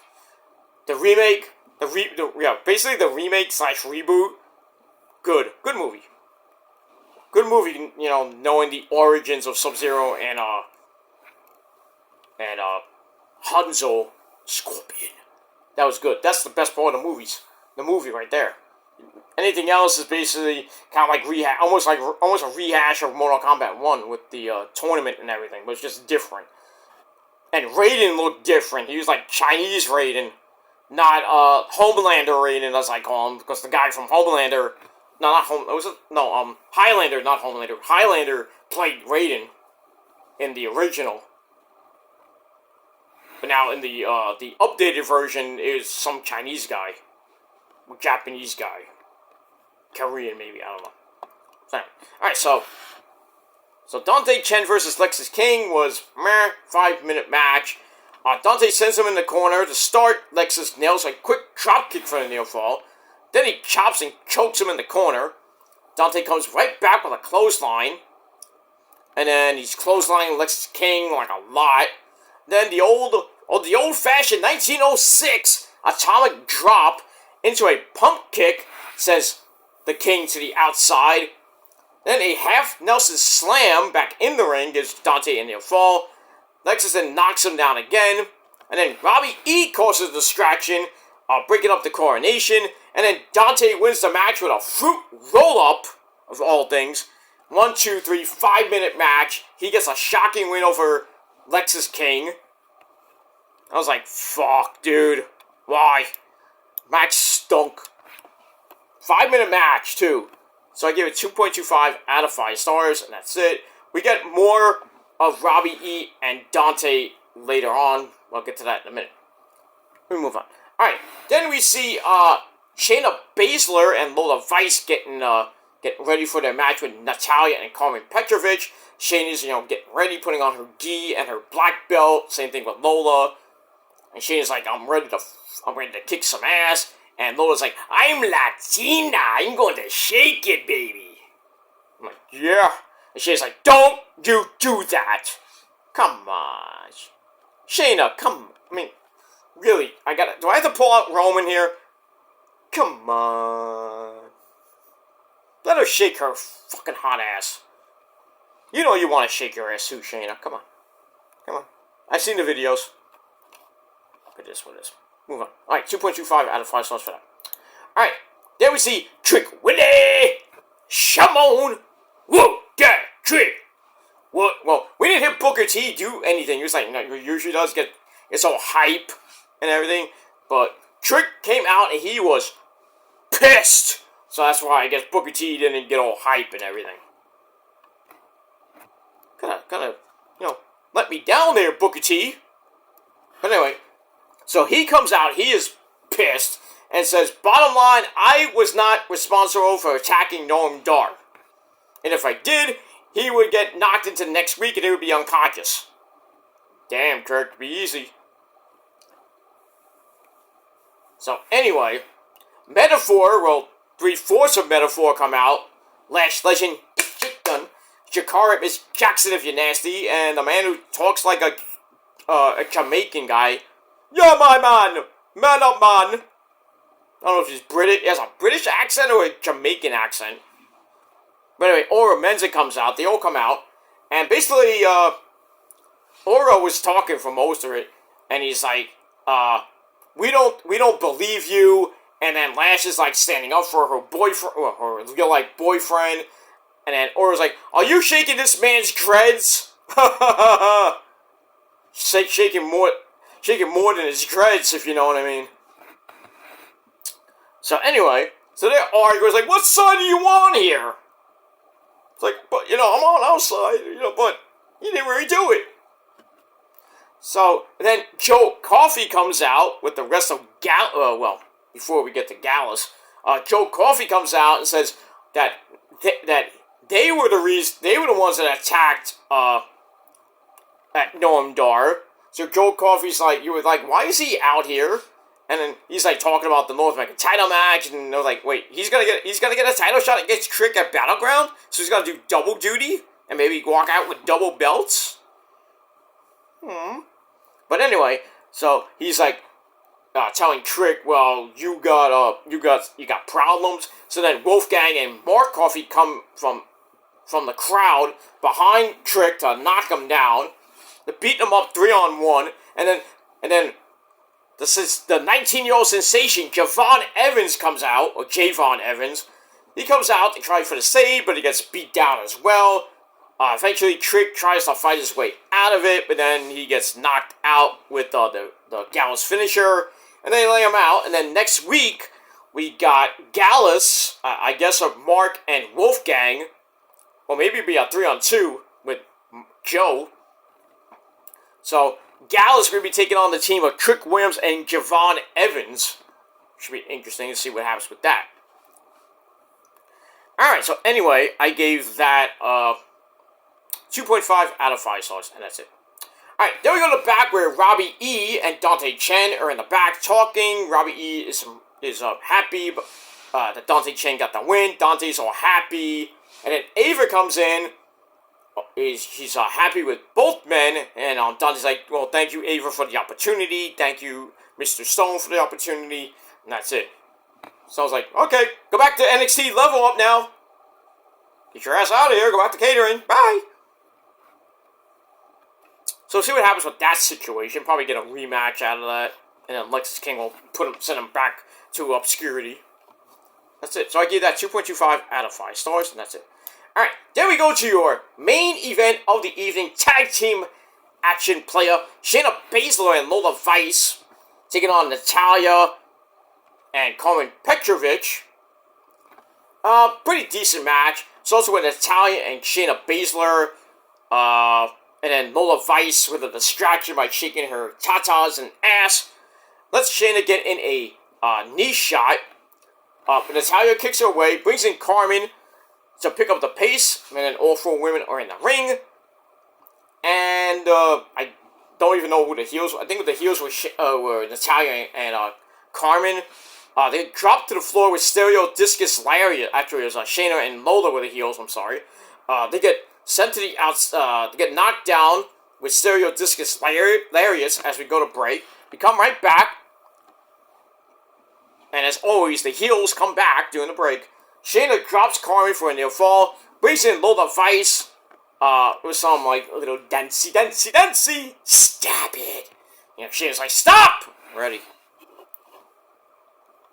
So we get all that. And then she starts working on Carmen. Carmen fights her way back up, brings in Natalya.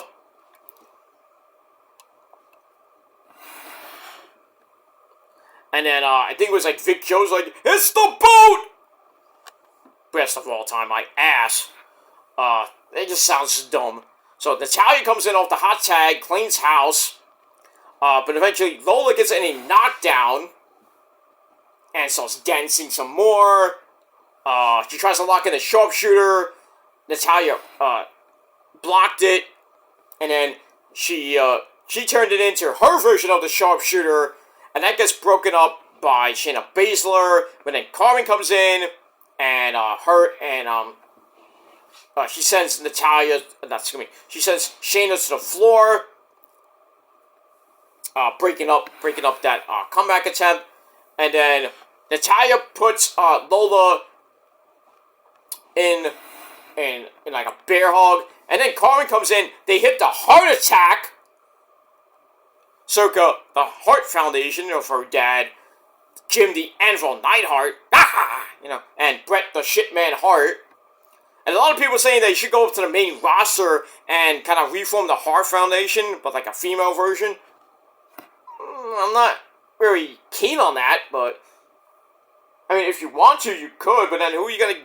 I mean, the Hart Foundation was like so many members. Originally it was just them, and then they added the British Bulldogs, Davey Boy Smith, the late great Davey Boy Smith, and the late great Dynamite Kid. And then, Davey Boy Smith Jr. joined the Hart Foundation when it was Natalya and Tyson Kidd, and then partly Cesaro, even though he was not Canadian, but he was in that group. And then Brian Pillman was in it, because he was the last member of the Hart Family Dungeon. So we had that. That was a great Brian Pillman, the British Bulldogs, like I said. Am I forgetting anybody? I don't think so. Owen Hart, too. Don't forget the late, great Owen Hart. Great man up there. That's it. So if they wanted to do a female version, I mean, they could. And if they wanted to add more people, I don't know who you can add. Maybe Trish Stratus could be like their manager or something because she's Canadian. But I don't think they're going to do something like that. But, I mean... they could add, like, anybody in that group. So, looks like Natalya and Carmen could go for the tag team belts. Why not? Why not? They're, Hunter. I mean, Paul Levesque. I mean, why not? Sean Hickenbottom. You know, Nick God, man, you know. They got a good thing going. Why don't you just give them a title shot? Eventually against whoever is the champions by then. Could be, anybody really. We had, Zoe Stark and Shayna Baszler won that gauntlet match on Raw on Monday night. So they're gonna get a title shot against Jade Cargill and Bianca Belair. I wouldn't be surprised if they win that match, which probably won't be happening on Raw sometime before Clash at the Castle, or at Clash at the Castle, and then that'd probably be where Bianca turns heel on Jade, and then we get Jade versus Bianca possibly at SummerSlam, though the whole pregnancy rumors, I doubt that match is going to even happen now. I mean, we'll see. We shall see. Don't forget, this Friday night, Bianca Belair and Nia Jax. Let's see who faces that bitch Lyra Valkyria, a lassie bitch from Ireland, who beat my girl Io.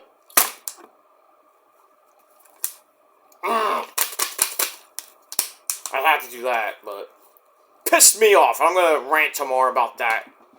Along with maybe another rant, well, on P. Diddy, but no, let me guzzle this now.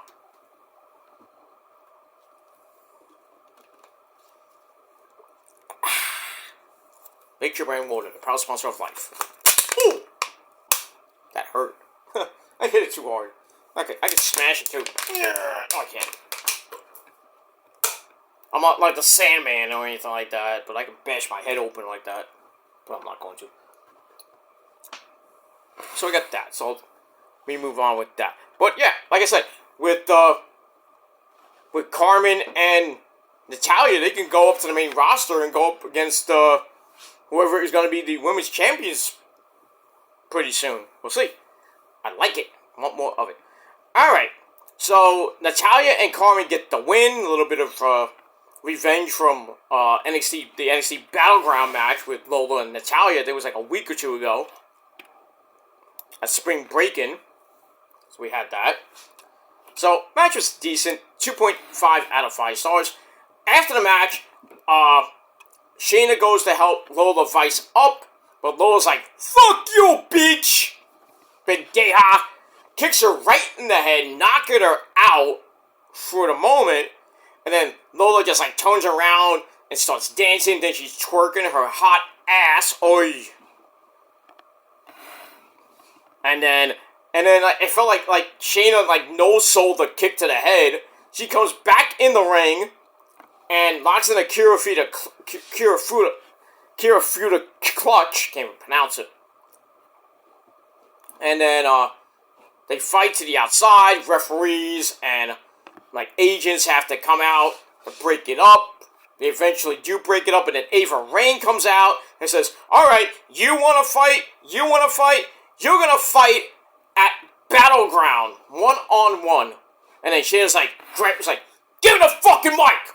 Grabs the mic and says, "No! NXT Underground!" Ah! So, another MMA style match. So, this is the second match in the span of like a couple of weeks that Lola Vice will be in the well, not even the confines, but, you know, in that no ring, no rope match. Basically like blood sport. So, we got that. So, NXT Underground, the second women's NXT Underground match will be at Battleground. How fitting is in the UFC Apex, which is an MMA arena, basically. Not arena, like a facility, basically. It hosts like 500 to maybe 1,000 people for an event. I still think it's a bad idea holding it in that fucking place. But anyway, so the second ever women's NXT Underground match will be coming up at Battleground in 2 weeks. Shayna Baszler and Lola Vice, and it should be one epic banger. And I wouldn't be surprised if Lola won that match. I mean, both of them are experienced in the MMA. So, it is going to be an MMA fest. It's going to be so freaking epic. Coming up June the 9th. Or the 8th. I think it's June the 8th and the 9th. No, the 9th, I was right. It's a Sunday. Sunday pay-per-view! Because they might be thinking about doing Sunday pay-per-views again. I don't know when that actually will happen. Probably won't be maybe next year unless they change the pay-per-views around. But the rest of the pay-per-views this year, which I don't think they will. But the next two NXT pay-per-views will be on, I believe on Sundays. Yeah, they'll be on Sunday. Because NXT Heatwave in July is, July the 7th, I believe. So that's a Sunday, coming right off Money in the Bank, which is on Saturday in Toronto. So I think NXT Heatwave's in Toronto as well. I'm not sure. Yeah, I think it is. I'm pretty sure it is. So we got that. And then I think there's one in August around the summer. I think SummerSlam time, or they might not do another pay-per-view till probably October maybe, which will be Halloween Havoc. But that might just be an event like it usually is on NXT TV on the CW11, because it'll be around the time when NXT will be on the CW11. So, but what I would do, I would have Halloween Havoc and as one entire event, not a 2-week event like it was last 2 years. But if they want to do that, that's fine. But I put it as a pay-per-view. I just have, like 3 hours and you have, 6 matches. But I don't know how they're going to do it. I mean, we'll see. Well, we'll see what happens with that. But NXT Underground, Women's NXT Underground 2, coming your way in 2 weeks with Shayna Baszler and Lola Vice. It's going to be epic. And the card looks pretty epic, too. You got that. You got the Women's NXT ladder match. We got the Roxy's match.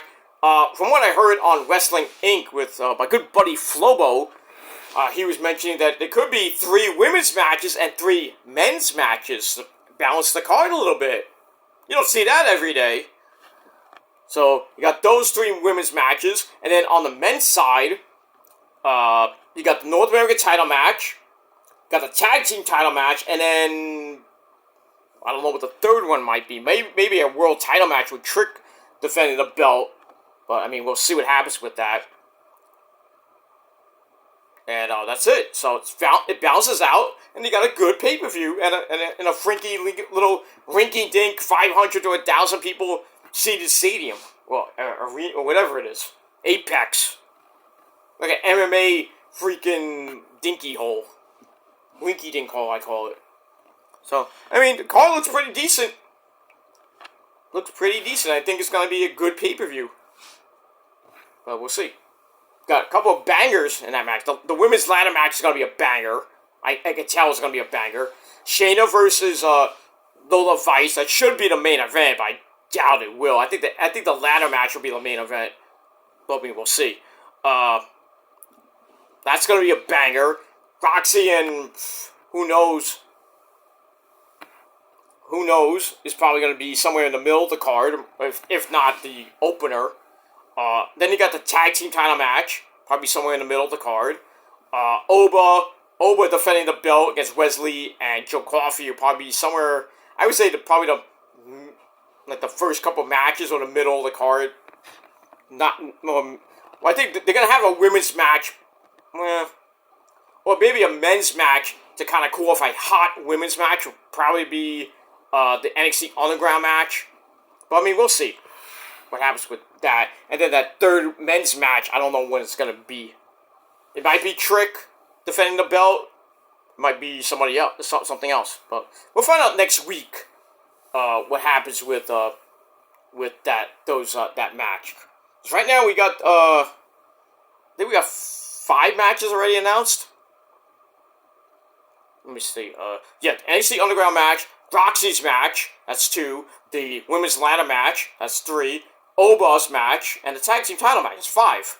So I'm going to probably put one more match on the card for the men, and I don't know what it's going to be. So we're going to find out probably, if not next week, the following week, which will be the Go Home show, which is the June the 4th edition of NXT. So we got that. But all in all, NXT tonight, earlier tonight, was pretty good. Pretty solid. I'm going to give it a solid 7 out of 10 stars. Never know what you motherfuckers thought of the show in a comment or a comment down below. You can do your own video if you want. And that's pretty much it. Don't forget to like the video. Stick that thumb straight up everybody's behind. That's where it belongs. Subscribe to this channel and my other channels as well. We're at 600 subs again. So hopefully we can start getting, moving back up and getting, 650. 700, 750, which is kind of our ultimate goal by the end of the year. But slow and steady wins the race, so we'll see what happens by the September, October time. But we're getting there. I got another sub on my actual, my Metal Guy channel, so thank you whoever subbed on my Metal Guy channel. But, thanks for that. Thank you for the views on, my, Rest in Peace video they did yesterday to, Bad Bones John Klinger. I didn't expect to get a lot of views for that video. But, you know, thank you anyway for that. A little over 200 and change views in the span of a day or so. Not bad. I did a good job. And, no, I did not do it for clout. And if you think I did not. So, you can go fuck yourselves. Because I don't do videos for clout. If my videos get a lot of hits, great. They get a lot of likes, great. Comments, if they come, great. I'm not all about, I mean, if I get a lot of comments, great. If I get one comment, and it's my own comment, I don't give a shit. I don't give a shit. I'm not on here to be Mr. Popularity. I'm just on here to have fun. I didn't come on here to have, like, 1 million subs or be like Sexy Phil or PewDiePie. You know, any of those guys. I'd love to be, but, you know, I'm just me. That's it. And if you don't like it, tough shit. You people with your 6,000 fake accounts and 2 subs. And barely any views because you hide behind a fucking keyboard with your fake avatars and fake channels. Because you're fake. All you're fake. But it is what it is. That's that. But once again, 7 out of 10 stars for that. Thank you for the views on that John Klinger Bad Bones video. But I got more to come. My AEW reviews are actually getting a lot of hits, which is surprising. But, you know, not so much my NXT reviews or my Raw reviews. Some of my SmackDown reviews, you know, get a good, not a great amount, but still get enough. More than you would ever get, but I digress. And that's it. So, continue to watch my videos on my respective channels. I got a lot of content coming your way over the next couple of weeks. But then, when July comes, right before the end of July, I'll be on a week vacation. So, I will not be doing videos that week. I don't even think there's anything in July, really. During that week I'm off. I don't think there's any major pay-per-views I have to even do. But, well, actually, oh yeah, it's, Death Before Dishonor, is July 26th. I might throw up, I'll probably throw up something on my community tab or on my Twitter page. Probably on Twitter, so check out my Twitter page, the week of Death Before Dishonor. Because I will be watching it, while on vacation. I'm bringing my laptop with me to watch that. But most of the time I'll be on the beach kicking ass. And maybe one here and there, maybe just coming in to Issa's chat, just saying hello and just watching, you know, maybe chiming in here every chance I get, but, you know, and people get mad about it. I thought you were on vacation. Like, I can't chime in here and there. I'm on vacation. Yeah, I gotta spend time with the missus and enjoy my vacation. But if I want to come in and just say hello and talk to Issa and some of the people in the chat, I have free will to do that. So you can't tell me what to do. So kiss my ass, motherfucker. So that's it. But yeah, so I will be doing a prediction. I'm not going to do a video, but I'm going to be doing predictions on Twitter. I'll put up my predictions for the show that Friday, the 26th. And then when I come back from vacation, which will be right near the end of the month, I think it's that Sunday night, actually. So I'm coming in sometime in the afternoon. So that Sunday night, I'll be doing a Death Before Dishonor review on the Shadows, on this channel, actually, so check that out. But then we'll be back in business. We'll be back to a normal schedule, pretty much. Maybe a weekend in August, so like mid-August, like right before, probably the week before All In, which I think, probably be around the August 15th to 18th, somewhere around that area.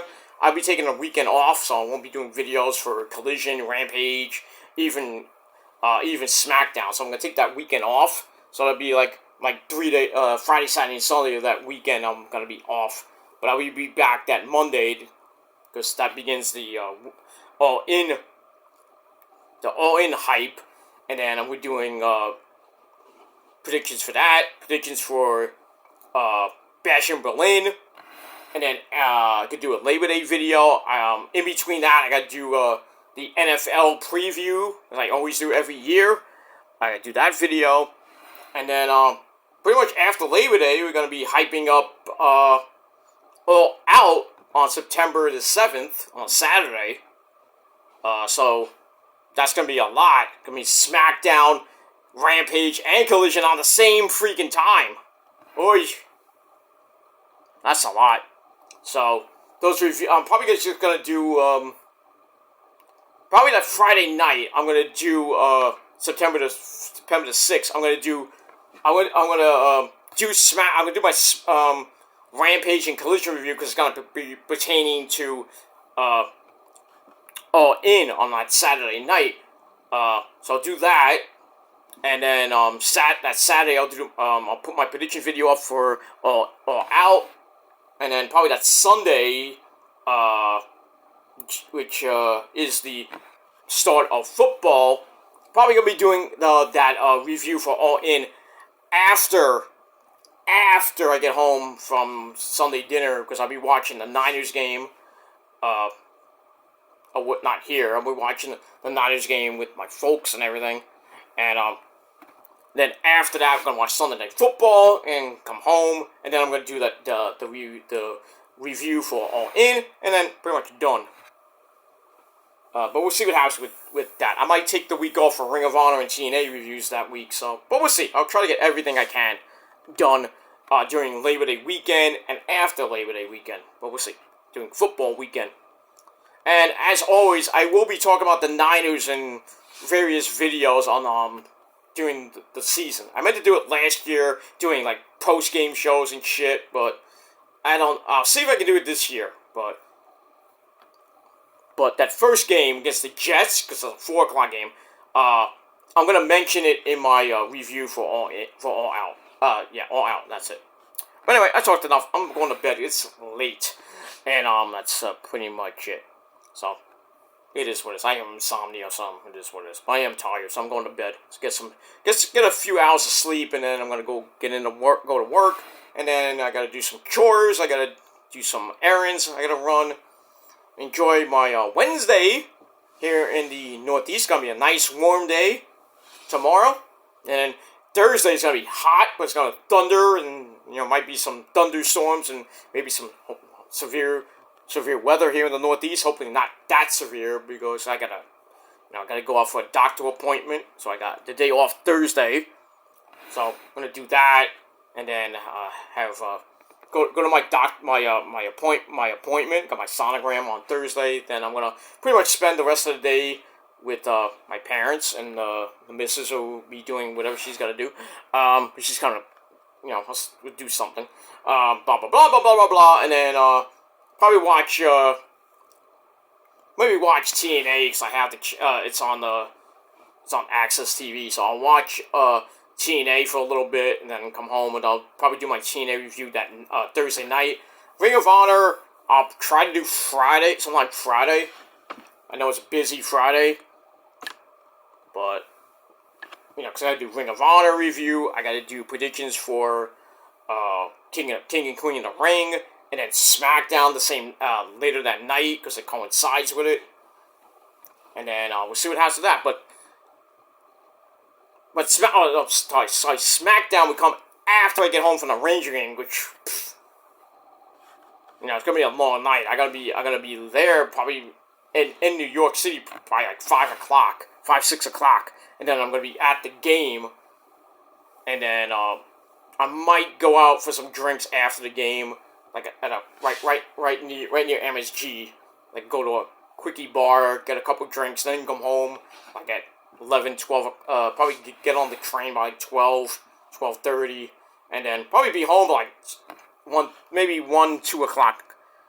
So, but as soon as I get home, gonna quickly pre-record my SmackDown review for Friday night, and then going to bed, and then I gotta get up in the morning and have some breakfast, and then get ready for King and Queen of the Ring at 1 p.m. So, and then after that, I gotta go back out again. So I'm gonna probably be, I'm not gonna be hungover, but I'm gonna be like probably have no voice. Who knows? But it is what it is. Alright guys, I talked for a long time, and it's time to go to bed. Thanks for watching, everybody. 7 out of 10 stars for NXT. Leave me your thoughts and opinions down below in the comment section. And that's it. So, that's it, everybody. Thanks for watching. And until next time, if you are not down with all of that, and all I just said, if you're not down with me and the prophecy and everybody else that's way better than you, and you fucking know it, sorry. But we're better than you, and you know it. Because we're great people. But if you're not down with that, we all, my friends, we all got 3 of the greatest words in the history of the sport and in life itself. Fuck you, man. And that's it. Have a great rest of your night. Have a great day tomorrow, everybody. And until next time, peace. Ha!